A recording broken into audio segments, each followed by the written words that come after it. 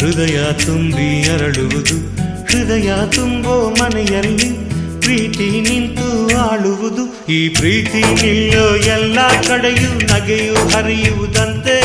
ಈ ನಗೆಯು ತುಂಬಿದ ಮನೆ ಮನೆಯೆಲ್ಲ ಭಾಗ್ಯದ ಅರಮನೆ.